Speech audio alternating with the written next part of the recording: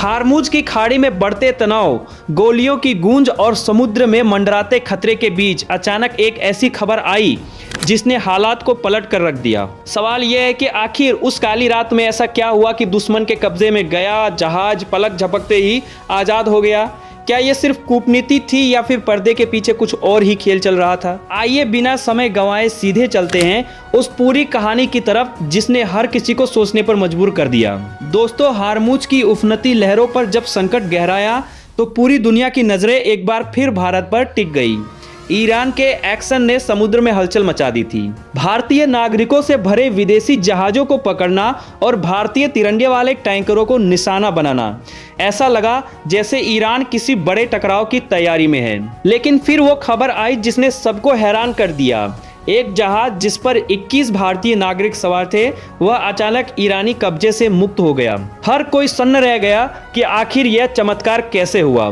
क्या हार्मुज की उस काली रात में भारत के मार्कोस कमांडो ने कोई गुप्त मिशन अंजाम दिया? क्या ईरान की नाक के नीचे से उसी के इलाके में घुसकर भारत ने अपनी ताकत का ऐसा लोहा मनवाया कि तेहरान को झुकने पर मजबूर होना पड़ा? पूरी दुनिया अब सिर्फ एक ही सवाल पूछ रही है कि क्या मार्कोस कमांडो चुपचाप आए और अपने लोगों को छुड़ा कर ले गए, और क्या अब ईरान खुद एक बहुत बड़ी मुसीबत में फंस गया है? चलिए समय के पहिए को थोड़ा पीछे घुमाते हैं और समझते हैं कि आखिर यह पूरा विवाद कैसे शुरू हुआ।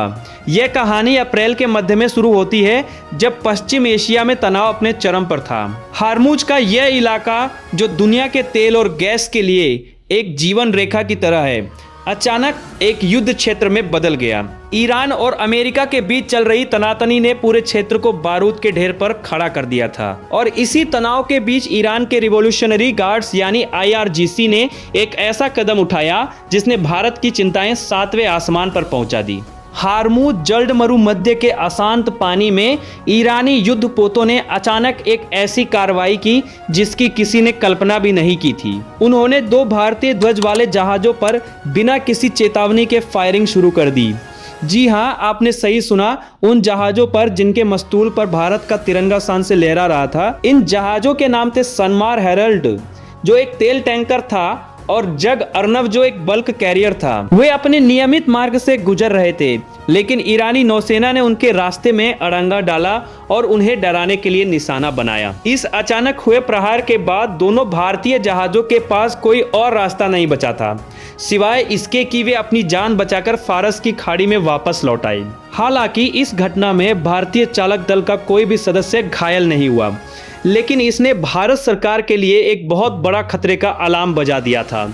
ये पहली बार नहीं था जब किसी भारतीय जहाज को निशाना बनाया गया हो, लेकिन इस तरह की सीधी गोलीबारी ने स्थिति को और भी गंभीर बना दिया था। इस संकट को देखते हुए भारतीय नौसेना तुरंत हरकत में आ गई। फारस की खाड़ी में फंसे अन्य भारतीय जहाजों की सुरक्षा सुनिश्चित करने के लिए ऑपरेशन संकल्प के तहत युद्धपोतों को तैनात किया गया। नौसेना पूरी मुस्तैदी से स्थिति पर नजर रख रही थी क्योंकि हर कोई जानता था कि ये संकट अभी खत्म नहीं हुआ है और फिर वही हुआ जिसका डर था। यह घटना तो सिर्फ एक ट्रेलर थी, असली संकट तो अभी आना बाकी था। फायरिंग की घटना के ठीक 4 दिन बाद हार्मुज जलद मरुमध्य में तनाव अचानक और भी भयानक स्तर पर पहुंच गया। अभी तक तो यह सब सिर्फ डराने धमकाने के लिए हुआ था, लेकिन अब ईरान ने एक बहुत बड़ा और आक्रामक कदम उठा लिया। IRGC की नौसेना ने भारी हथियारों से लैस सैनिकों के साथ हार्मुज से गुजरते हुए 2 विशाल विदेशी कंटेनर जहाजों को चारों ओर से घेर लिया और उन्हें अपने नियंत्रण में ले लिया। ये कोई मामूली घटना नहीं थी, ये एक सीधी समुद्री जब्ती थी जिसने पूरी दुनिया के शिपिंग उद्योग को हिलाकर रख दिया। इन दोनों जहाजों में से एक था एपापेनोंडस जिस पर लाइबेरिया का झंडा लगा था और ये जहाज भारत की ओर आ रहा था। यह खबर भारत के लिए विशेष रूप से परेशान करने वाली थी क्योंकि इसकी मंजिल भारतीय बंदरगाह थी। दूसरा जहाज था MSC फ्रांसिस जिस पर पनामा का झंडा लगा था।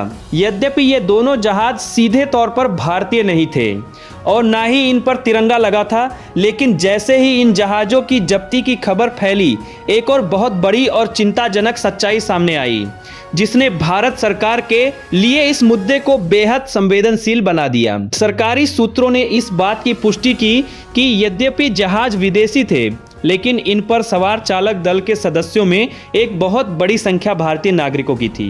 दोनों जहाजों को मिलाकर कुल 22 भारतीय नागरिक अब ईरान के रिवॉल्यूशनरी गार्ड्स के कब्जे में थे। 22 भारतीय परिवार जिनके बेटे, पति या भाई समुद्र में अपना काम कर रहे थे, अब एक अनजाने खतरे के साए में थे। ये कोई कूटनीतिक मुद्दा नहीं था, ये 22 जिंदगियों का सवाल था। इस खबर ने दिल्ली में बैठे अधिकारियों की रातों की नींद उड़ा दी। अब भारत सरकार के सामने एक बहुत बड़ी चुनौती थी अपने नागरिकों को सुरक्षित वापस लाना, और वो भी एक ऐसे देश से जिसके साथ उसके आर्थिक और ऐतिहासिक संबंध तो थे, लेकिन जो इस समय बहुत आक्रामक रुख अपनाए हुए था। भारत ने इस कार्रवाई पर तुरंत और गहरी चिंता व्यक्त की। नई दिल्ली में विदेश मंत्रालय हरकत में आया और ईरानी अधिकारियों के साथ कूटनीतिक रूप से संपर्क किया गया। भारत की ओर से यह साफ कर दिया गया कि उसकी पहली और सबसे बड़ी प्राथमिकता अपने नागरिकों की सुरक्षा है। ईरानी पक्ष ने आश्वासन तो दिया कि वे भारतीय चिंताओं को तेहरान में उच्च अधिकारियों तक पहुंचाएंगे, लेकिन समुद्र में स्थिति अब भी अत्यंत तनावपूर्ण बनी हुई थी। पूरी दुनिया देख रही थी कि भारत इस अभूतपूर्व संकट से कैसे निपटता है।